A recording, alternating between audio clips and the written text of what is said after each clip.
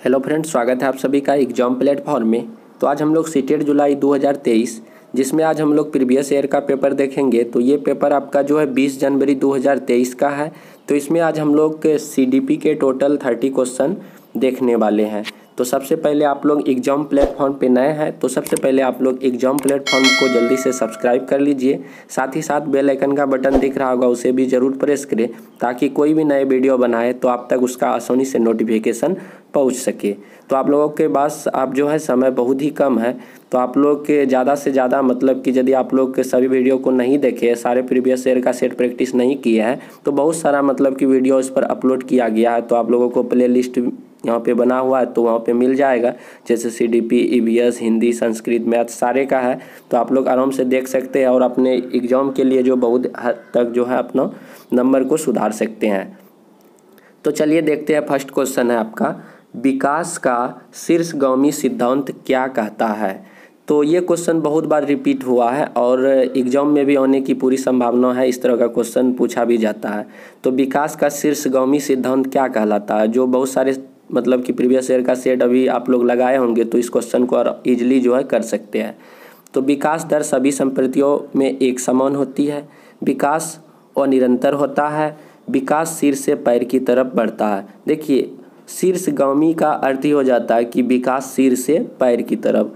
तो वैसे ये जो जब शिशु अवस्था में होता है उसमें ज़्यादा यह चीज़ देखा जाता है कि बच्चों का जो विकास जो होता है सिर से पैर की तरफ बढ़ता है, जो शीर्षगामी सिद्धांत के अंतर्गत कार्य करता है। उसके बाद अगला क्वेश्चन है आपका, निम्न में से कौन सा स्थूल गतिक कौशल का उदाहरण है। तो स्थूल गतिक एक होता है मतलब कि पेशीय गति, एक होता है स्थूल गतिक। तो स्थूल गतिक में क्या होता है, इसमें किसी भी मतलब शरीर का जो अंग होता है जैसे हाथ, पैर, धड़, इसमें जो है काफ़ी बड़ी मात्रा में उसकी मांसपेशियों का सहारा लिया जाता है स्थूल गतिक कौशल में। जबकि पेशीय गतिक कौशल में क्या होता है, इसमें शरीर के जो पार्ट होते हैं हाथ, पैर, धड़, इसमें जो है छोटी मांसपेशियों का सहारा लिया जाता है, मतलब उसमें बहुत ही कम ताकत का सहारा लिया जाता है। पेशीय में कम सहारा लिया जाता है, कम ताकत लगाया जाता है, जबकि स्थूल गतिक कौशल में ज़्यादा ताकत लगाया जाता है। तो इसमें देखिए, इन ऑप्शनों में से आप आराम से इजली इसे छांट सकते हैं। जैसे फुटबॉल को धकेलना, सुई में धागा फिरना, बहुत ही कम ताकत का यूज किया जा रहा है। लिखने के लिए पेंसिल, इसमें भी कम ताकत। धागे में मोती को फिराना, इसमें भी कम ताकत। जबकि फुटबॉल को धकेलना, इसमें अधिक मतलब कि ज़्यादा ताकत की बात आ रही है, ज़्यादा एनर्जी, यानी कि एक बड़ी मांसपेशी का इसमें सहारा लिया जा रहा है। तो हो गया स्थूल गतिक कौशल। तो स्थूल गतिक कौशल के और भी उदाहरण आप लोग दौड़ना, खेलना, कूदना, इस तरह का आप लोग कर सकते हैं। उसी तरह से जो पेशीय गतिक कौशल होता है उसमें सुई में धागा फिरोना, लिखने में पेंसिल पकड़ना, धागे में मोती फिरोना, ये सब पेशीय गतिक कौशल के एग्जाम्पल हो जाएंगे।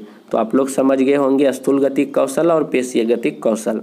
उसके बाद क्वेश्चन है आपका कथन और तर्क से रिलेटेड, विद्यालय बच्चे के समाजीकरण में एक महत्वपूर्ण भूमिका निभाता है। विद्यालय जो होता है समाजीकरण में एक महत्वपूर्ण भूमिका निभाता है। ये क्वेश्चन से भी आप लोग बहुत ज़्यादा मतलब परिचित होंगे कि बच्चे का जो समाजीकरण होता है सबसे पहले परिवार यानी कि माता पिता के द्वारा होता है, फिर उसके बाद सेकेंडरी जो आपका विद्यालय में होता है, फिर उसके बाद मीडिया से होता है। तो इस तरह से विद्यालय समाजीकरण में महत्वपूर्ण भूमिका निभाता है, यह बात बिल्कुल सही है। उसके बाद धार्मिक संस्थाएं समाजीकरण की प्राथमिक कारक है, ये बिल्कुल गलत है कि समाजीकरण का प्राथमिक कारक आप लोग पढ़े होंगे वह माता पिता है, परिवार है, यहाँ पे धार्मिक संस्थाएं दे दिया, इस तरह से गलत है। आपका जो कथन सही है, कथन क्या है सही है और तर्क क्या आपका गलत है। ऑप्शन नंबर 3 आपका बिल्कुल सही हो जाएगा, ए सही और आर गलत हो जाएगा। उसके बाद आगे है आपका, जीन पियाजे के संज्ञानात्मक विकास के सिद्धांत के अनुसार किस चरण पर बच्चे जटिल समस्याओं के समाधान में तर्क का इस्तेमाल करने में सक्षम हो जाते हैं। तो आपको बताना है कि जीन पियाजे ने जो संज्ञानात्मक विकास का सिद्धांत दिया है उसमें उन्होंने 4 प्रकार के मतलब कि चरण बताए, जैसे कि संवेदी गौमक चरण हो गया, पूर्व संक्रियात्मक, मूर्त संक्रियात्मक, औपचारिक संक्रियात्मक। इसमें बच्चों का जो एज पर जो है मतलब कि इसको डिवाइड किया, मतलब कि क्लासिफिकेशन किया। जैसे संवेदी गौमक में आपका 0 से 2 वर्ष के बच्चे आ जाते हैं, पूर्व संक्रियात्मक में आपका जो है 2 से 6 या 7 वर्ष के बच्चे आ जाते हैं, मूर्त संक्रियात्मक में 7 से 11 साल के बच्चे आते हैं, औपचारिक संक्रियात्मक में 11 प्लस के बच्चे आ जाते हैं। तो इस तरह से आपको बताना हो कि किस चरण में जो है जटिल समस्याओं का समाधान करने में तर्क का इस्तेमाल करने में सक्षम हो जाते हैं। हालांकि मूर्त संक्रियात्मक जो अवस्था होता है इसमें बच्चे तर्क करना शुरू कर देते हैं, बट जो जटिल एक काफ़ी ज़्यादा हद तक जो बहुत मतलब कि जटिल समस्याओं के बारे में जब तर्क करना इस्तेमाल करता है तो वो आपका जो है औपचारिक संक्रियात्मक हो जाता है। इसमें जो बच्चे जो एक ठोस मूर्त के अपेक्षा यानी कि अमूर्त चीज़ों पर चिंतन करना चालू कर देते हैं, तर्क करना चालू कर देते हैं किसमें, औपचारिक संक्रियात्मक में। बट आपका जो है मूर्त संक्रियात्मक में बच्चे इसमें जो है मूर्त चीज़ों को देख के ही मतलब कि थिंकिंग करते हैं। जैसे कुर्सी देखते हैं, टेबल देखते हैं तो कुर्सी के बारे में बच्चे बताते हैं कि ये लकड़ी के बने हुए हैं, इसमें 4 पैर होते हैं, तो मूर्त चीज़ों को देख के बताते हैं। बट औपचारिक संक्रियात्मक में जो है अमूर्त चीज़ों को बिना देखे बच्चे चीज़ों के बारे में थिंकिंग करते हैं, उसके बारे में तर्क निकालते हैं। तो जब पूछेगा कि जटिल समस्याओं का समाधान तर्क इस्तेमाल करने में सक्षम हो जाते हैं तो आपका ऑप्शन नंबर चौथा यानी कि इसका 4 नंबर ऑप्शन बिल्कुल सही हो जाएगा, औपचारिक संक्रियात्मक अवस्था।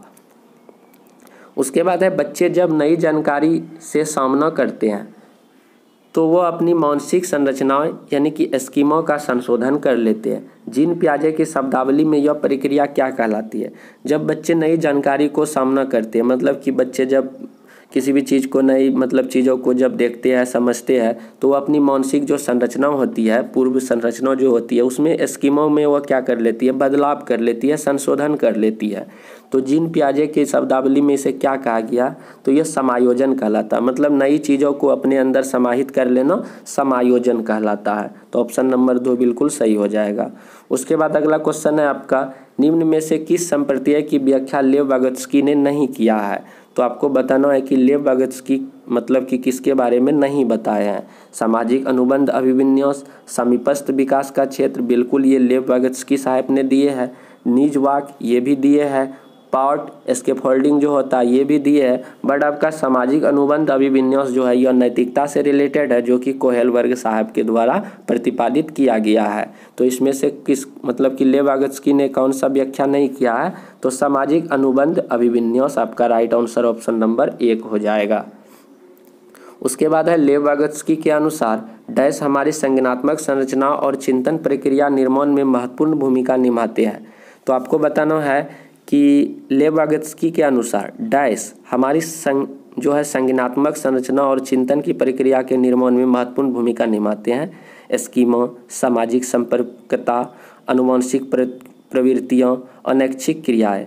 तो जो सामाजिक संपर्कता जो होती है ये जो है लेव वागोत्स्की के अनुसार हमारी संज्ञानात्मक संरचना और चिंतन की प्रक्रियाओं में बहुत ही ज़्यादा अहम भूमिका निभाते हैं। जब बच्चे किसी भी चीज़ को समाज से जब सीखते हैं तो वह जो संज्ञानात्मक और संरचनाओं में काफ़ी ज़्यादा चिंतन मतलब कि पैदा करती है। तो सामाजिक संपर्कता उसके लिए बहुत ही ज़्यादा महत्वपूर्ण है। उसके बाद है लॉरेंस कोहेलबर्ग के अनुसार आपको बताना है कि नैतिकता विकास के स्तरों का सही क्रम क्या है। लॉरेंस कोहेलबर्ग वैसे 6 चरणों में डिवाइड किए है, बट उसको जो है मुख्य 3 चरणों में बांटे हैं। तो सबसे पहले कौन सा चरण है, उसके बाद कौन सा, तो आपको बताना है।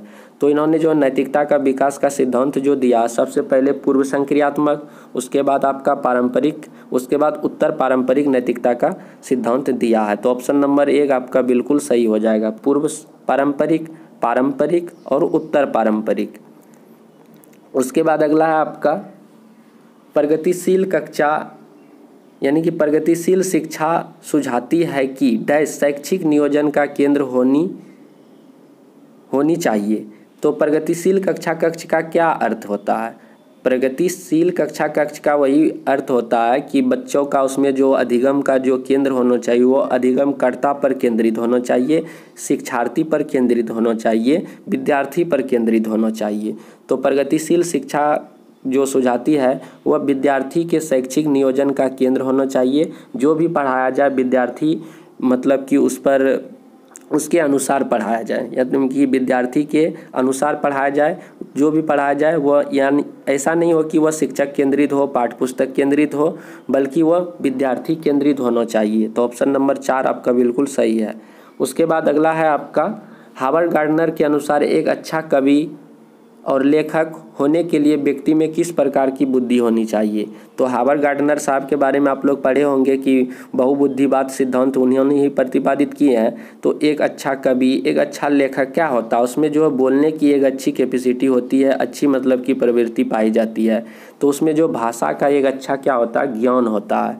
तो भाषा का एक अच्छा ज्ञान होने के कारण तभी तो वह एक लेखक और एक कवि बन पाता है। तो इसमें जो भाषा का एक अच्छा क्या होता है, ज्ञान होता है। तो भाषाई बुद्धि पाया जाता है किसके अंदर, एक अच्छा कवि और लेखक के अंदर। उसके बाद आपका कथन और तर्क से रिलेटेड क्वेश्चन है।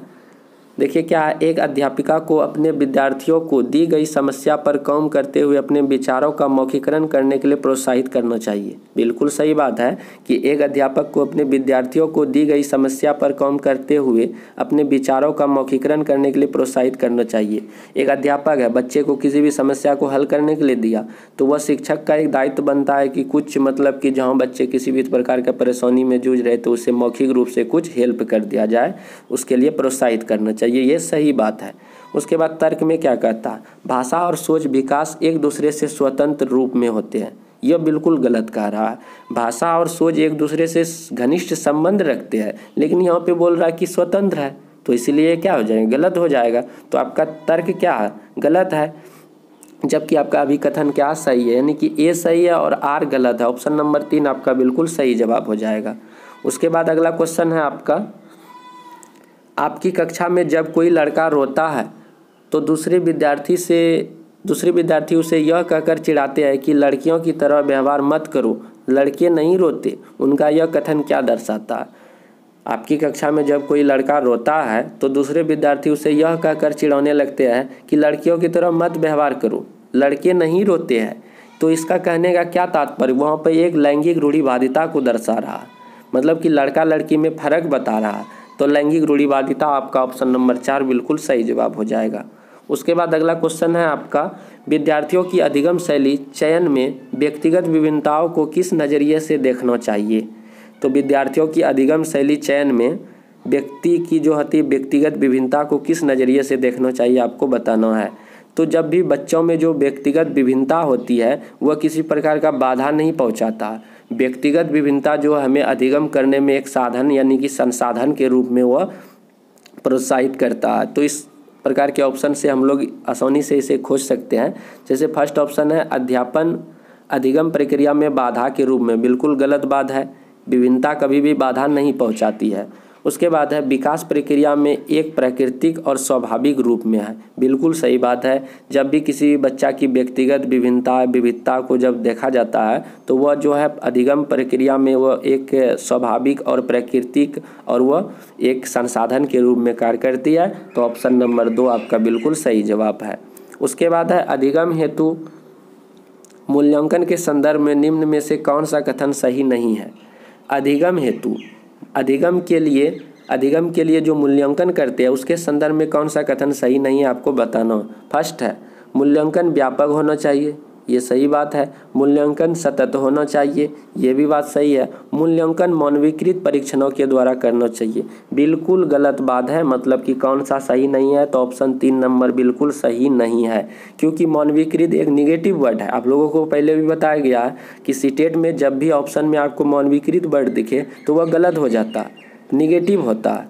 तो वह यहाँ पे आपका जो है कौन सा कथन सही नहीं है मूल्यांकन के लिए, तो मूल्यांकन मानवीकृत परीक्षणों के द्वारा करना चाहिए, ये गलत है, यानी कि सही नहीं है। ऑप्शन नंबर 3 आपका बिल्कुल सही जवाब होगा।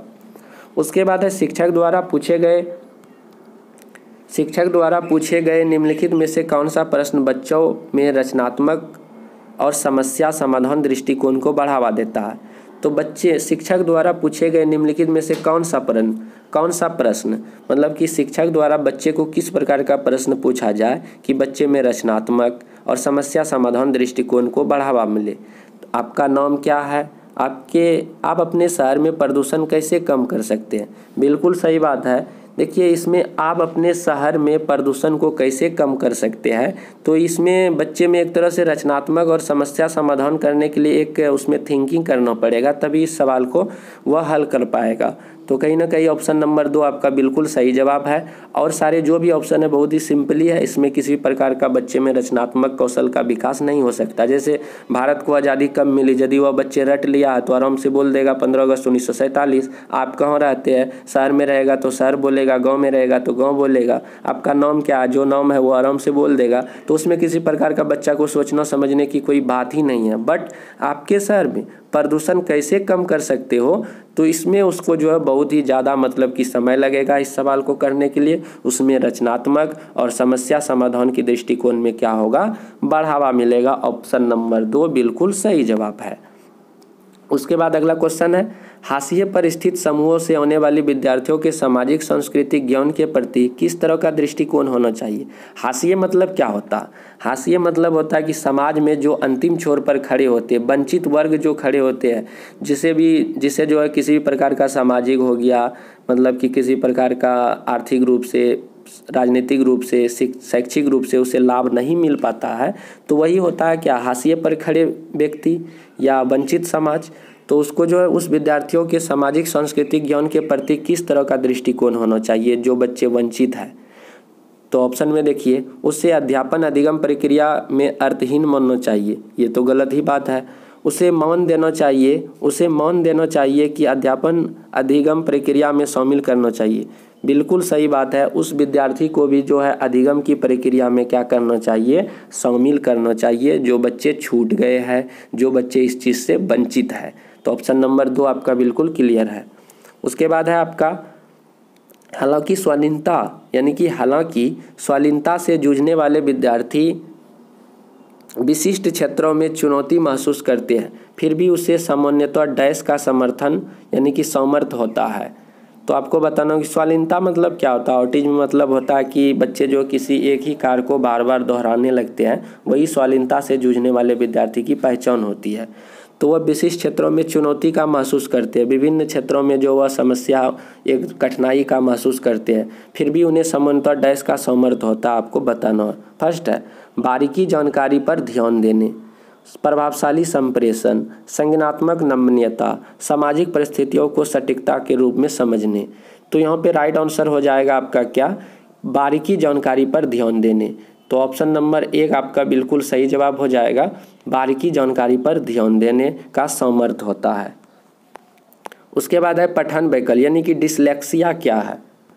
सिंपल है, पठन वैकल्य मतलब एक तरह से पढ़ने की समस्या है, उसे पढ़ने में क्या होती है, कठिनाई होती है। तो यह विशिष्ट अधिगम कठिनाई, मतलब यहाँ पे डायरेक्टली आपको पढ़ने में कठिनाई नहीं लिखा, विशिष्ट अधिगम कठिनाई। अधिगम मतलब सीखने सिखाने का जो प्रक्रिया होता है उसमें क्या होता है, कठिनाई उत्पन्न होता है, वह एक विशिष्ट प्रकार का कठिनाई होता है। तो पठन वैकल्य एक जो है विशिष्ट प्रकार का कठिनाई होता है। तो ऑप्शन नंबर 1 आपका बिल्कुल क्लियर है। उसके बाद अगला क्वेश्चन है, दृष्टिबाधित से जूझने वाले विद्यार्थियों के समावेशन में निम्न में से कौन सा कारक बाधा बन सकता है। मान के चलिए दृष्टिबाधित विद्यार्थी है जिसे दिखाई नहीं पड़ता, तो दृष्टिबाधिता से जूझने वाले विद्यार्थियों के समावेशन में कौन सा कारक बाधक बन सकता है। वो बच्चे दृष्टिबाधित है, दिख तो नहीं रहा है, उसको समावेशन करना, उसे मतलब कि एक प्रकार के समान प्रकार के सारे चीज़ उसको देना है, तो उसके लिए बाधक कौन बनेगा समावेशन में। यदि उसके स्पर्शनीय चित्र दिया जाए तो इजली वह पढ़ सकता, दृष्टिबाधित है, वो उसको छू करके महसूस करके इजली पढ़ सकता, तो ये कोई बाधा वाली चीज़ नहीं है। उसके बाद है हस्तलिखित नोट, ये देखिए ऑप्शन नंबर 2, यदि वह उसे दिखाई ही नहीं पड़ता, दृष्टिबाधिता से वह जूझ रहे हैं, तो उसे यदि हस्तलिखित हाथ से लिखा हुआ यदि नोट्स देंगे तो क्या वह पढ़ पाएगा, बिल्कुल ही नहीं पढ़ पाएगा। उसके लिए यह एक तरह से क्या हो गया, बाधा हो गया। तो ऑप्शन नंबर 2 आपका बिल्कुल क्लियर है। वही ऑप्शन नंबर 3 और 4 की यदि बात करें तो ऑडियो टेप व्याख्या, उसे यदि किसी भी प्रकार का रिकॉर्ड संबंधित चीज़ यदि उसे रिकॉर्डिंग सुनाए तो वो आराम से सुन सकता है। ब्रेन लिपि की यदि उसको मदद दिया जाए उसके द्वारा वो अच्छे से पढ़ सकता है। तो वहाँ पे हस्तलिखित नोट्स में वह बच्चे फंस जाएंगे, उस चीज़ को नहीं पढ़ पाएंगे क्योंकि उसे दिखाई ही नहीं पड़ता है। तो ऑप्शन नंबर 2 आपका क्लियर है। उसके बाद है अगला क्वेश्चन, अवधान न्यूनता अतिक्रियाशीलता विकार ADHD से जूझने वाले विद्यार्थी निम्न में से किस गुण को अक्सर दर्शाते हैं। जो अवधान न्यूनता अतिक्रियाशीलता वाले जो विकारी मतलब कि विकार जो होते हैं उससे जो जूझते हैं विद्यार्थी, उसमें कौन सा गुण अक्सर दर्शाते हैं। उच्च एकाग्रता, आवेगशीलता, तो आवेगशीलता मतलब बच्चे में किसी प्रकार के चीज़ करने में जो बहुत ही हड़बड़ मतलब कि जल्दबाजी होते हैं, बच्चे जो शांति से नहीं रह पाते हैं, उसके अंदर किसी भी चीज़ों को करने के लिए सामर्थ्य नहीं होती है, वही होता है क्या अवधान न्यूनता अतिक्रियाशीलता। तो आवेगशीलता जो है इसका सबसे बड़ा मतलब कि गुण होता है। ऑप्शन नंबर 2 आपका क्लियर है। उसके बाद अगला क्वेश्चन है आपका एक कथन और तर्क से रिलेटेड है। कथन क्या कहता है? अर्थपूर्ण अधिगम हेतु विद्यार्थियों को सक्रिय रूप से ज्ञान सृजन करने में बहुताय अवसर प्रदान करने चाहिए। बिल्कुल सही बात है। और कारण में क्या कहता है? अधिगम ज्ञान के निष्क्रिय अर्जन की प्रक्रिया। देखिए सक्रिय होता है, यहाँ पे निष्क्रिय लिख दिया इसलिए गलत है। तो ऑप्शन आपका जो है कौन सा सही हो जाएगा? ऑप्शन नंबर 3, यानी कि आपका कथन सही है और तर्क क्या है? गलत है। तो ऑप्शन नंबर 3 आपका बिल्कुल क्लियर है। उसके बाद अगला क्वेश्चन है आपका अधिगम को प्रभावशाली बनाने के लिए विषय वस्तु कैसी होनी चाहिए? हमको जो अधिगम को जो है सीखने सिखाने की प्रक्रिया को काफ़ी ज़्यादा इफेक्टिव बनाना है, तो इसके लिए जो विषय वस्तु को कैसे बनाना चाहिए, कैसा होना चाहिए? बहुत अमूर्त और जटिल, तो ये तो गलत ही हो जाएगा। और संबंधित जो है खंडों में प्रस्तुत, उसके विद्यार्थियों में सामाजिक संस्कृति परिवेश से संबंधित, अति आसान और अत्यधिक सरल। तो जो है यह विद्यार्थियों के सामाजिक और सांस्कृतिक परिवेश से संबंधित होना चाहिए, तभी वह बच्चों में क्या होगा? बच्चों में जो अधिगम जो है काफ़ी ज़्यादा प्रभावशाली बनेगा। तो ऑप्शन नंबर आपका जो है 3 बिल्कुल सही जवाब हो जाएगा। तो सामाजिक संस्कृति परिवेश से क्या होना चाहिए? संबंधित होना चाहिए विषय वस्तु, तभी वह बच्चों में अधिगम क्या होगा? एक प्रभावशाली बनेगा। अगला क्वेश्चन है आपका अपनी खुद की सोच प्रक्रिया पर चिंतन कराना क्या कहलाता है? बच्चे जो है खुद पर चिंतन करें, खुद की सोच पर चिंतन करें, यह जो अभिसंज्ञान कहलाता है। क्या कहलाता है? ऑप्शन नंबर 2 अभिसंज्ञान कहलाता है। उसके बाद अगला क्वेश्चन है आपका अधिगम में सामाजिक संरचनावादी उपागम के अनुसार निम्न में से कौन सा तरीका अर्थपूर्ण अधिगम के लिए प्रभावशाली नहीं है? तो अधिगम के सामाजिक संरचनावादी उपागम के अनुसार निम्न में से कौन सा तरीका अर्थपूर्ण नहीं है आपको बताना है अधिगम के लिए। स्वपहल अन्वेषण, बच्चे यदि मतलब खुद से किसी भी चीज़ पर रिसर्च करे तो वह तो बहुत अच्छा बात है। चर्चाओं में सक्रिय भागीदारी, ये तो उसी के मतलब कि उसके सपोर्ट के तरफ है एक तरह से। खोजी अधिगम, ये भी हो जाएगा। बट यहाँ पे निष्क्रिय अनुसरण, ये निगेटिव वर्ड है। तो अधिगम के सामाजिक संरचनावादी उपागम में निम्न में से कौन सा तरीका अर्थपूर्ण अधिगम के लिए प्रभावशाली नहीं है? तो निष्क्रिय अनुसरण। तो काफ़ी ज़्यादा ये ऑप्शन बिल्कुल आपका सटीक होता है, निष्क्रिय अनुसरण, ऑप्शन नंबर 4। उसके बाद अगला क्वेश्चन है विद्यार्थी में समस्या समाधान कौशलों के विकास के लिए निम्न में से किसे बढ़ावा देना महत्वपूर्ण है? तो आपको बताना है कि विद्यार्थी में समस्या समाधान कौशलों के विकास के लिए निम्न में से किसे बढ़ावा देना है? प्रकार्यता स्थिरता, प्रकार्यात्मक स्थिरता, अभिसारी चिंतन, अपसारी चिंतन। देखिए अपसारी चिंतन जो है ये बच्चों में एक तरह से क्या होता है? समस्या समाधान का जो कौशल होता है उसमें काफ़ी ज़्यादा बढ़ावा मिलता है। तो अपसारी चिंतन में बच्चे हमेशा जो है बड़ा सोचते हैं, अपने से मतलब कि सोचने लगते हैं, किसी भी चीज़ों के बारे में नई नई सोच प्रस्तुत करते हैं, यह अपसारी चिंतन का देन होता है। तो ऑप्शन नंबर 3, इससे क्या होता है? समस्या समाधान कौशलों का विकास होता है। किससे? अपसारी चिंतन के द्वारा। उसके बाद अगला क्वेश्चन है आपका विद्यार्थियों द्वारा ग्रहित वैकल्पिक अवधारणाओं के अध्यापक को किस प्रकार निपटाना चाहिए?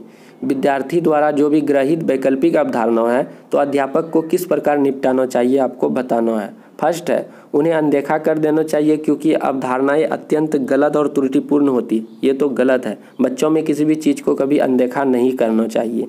उसके बाद उन्हें ठीक तरह से समझाया जाना चाहिए क्योंकि अधिगम प्रक्रिया में महत्वपूर्ण है। बिल्कुल सही बात है, बच्चे में जो भी अवधारणा बैठी हुई है उसको ठीक से उसे समझाना चाहिए और ये क्योंकि यह अधिगम प्रक्रिया में एक महत्वपूर्ण रोल अदा करती है। तो ऑप्शन नंबर 2 बिल्कुल सही जवाब है।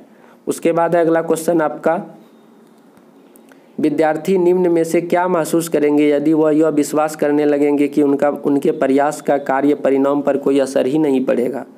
तो विद्यार्थी कैसा महसूस करेगा? मान के चलिए कि उसे विश्वास हो जाएगा कि हम जो भी प्रयास कर रहे हैं, जो भी काम करेंगे तो उसका कोई फल ही नहीं मिलेगा, हमें उसका कोई परिणाम पर कोई असर ही नहीं पड़ेगा। पहले जो है अभी भी वही होगा, हम लाख मेहनत भी कर ले। तो इससे बच्चों में क्या होगा, तो इससे बच्चों में जो है अधिगम, अशक्तता और असाध्य की बढ़ोतरी होगी। तो क्योंकि बच्चे में विश्वास हो गया हम लाख मेहनत भी करें तो परिणाम पे मेरा कुछ असर ही नहीं पड़ेगा, तो इससे बच्चे में अधिगम की, अशक्तता और असाध्यता की क्या होगी, वृद्धि होगी। ऑप्शन नंबर 1 बिल्कुल सही जवाब है। उसके बाद है निम्न में से कौन सा आंतरिक अभिप्रेरणा का उदाहरण है। आंतरिक अभिप्रेरणा क्या होता है, एक होता है बाह्य प्रेरणा अभिप्रेरणा, एक होता है आंतरिक अभिप्रेरणा। आंतरिक अभिप्रेरणा में क्या होता है, बच्चे खुद के अंदर उस चीज़ को जागृत होना पड़ता है कि हमें क्या करना चाहिए, क्या सही है, क्या गलत है, क्या करना चाहिए, क्या नहीं करना चाहिए। उसके अंदर खुद इस चीज़ का मतलब कि भाव उत्पन्न होना चाहिए, वही होता है आंतरिक अभिप्रेरणा। न कि बच्चे को कोई यह बोल दे कि तुम ये काम करो, तुमको 10 रुपया देंगे, तुमको अवार्ड देंगे, वह बाह्य अभिप्रेरणा हो जाएगा। तुम यह एग्जाम पास कर दो, तुमको अवार्ड दे देंगे, वह बाह्य अभिप्रेरणा हो जाता है। तो इसमें आंतरिक अभिप्रेरणा का उदाहरण है ज्ञान प्राप्त करने के लिए चर्चा में भाग लेना। तो देखिए ज्ञान प्राप्त करने के लिए यदि वह चर्चाओं में भाग ले रहा तो यह आंतरिक अभिप्रेरणा का उदाहरण है। और सारे ऑप्शन देखिए, नगद इनाम जीतने के लिए यह बाह्य अभिप्रेरणा का उदाहरण है, सहपाठियों को प्रभावित करने के लिए यह बाह्य अभिप्रेरणा है, दंड से बचने के लिए चर्चा में भाग लेना बाह्य अभिप्रेरणा का उदाहरण है। तो ऑप्शन नंबर 1 आपका बिल्कुल क्लियर है। उसके बाद अगला क्वेश्चन है, एक अध्यापिका को अपने अधिगमकर्ताओं को किस प्रकार लक्ष्यों को बढ़ावा देना चाहिए।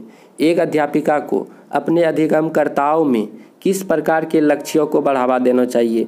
एक शिक्षक का दायित्व होता है कि उनके जो विद्यार्थी होता है उसके अंदर जो मतलब कि जो लक्ष्य होते हैं उसको बढ़ावा देने के लिए किस चीज़ को मतलब कि इसमें सहायता लेना पड़ेगा। ऑप्शन नंबर आपको बताना है कि कौन सा सही है।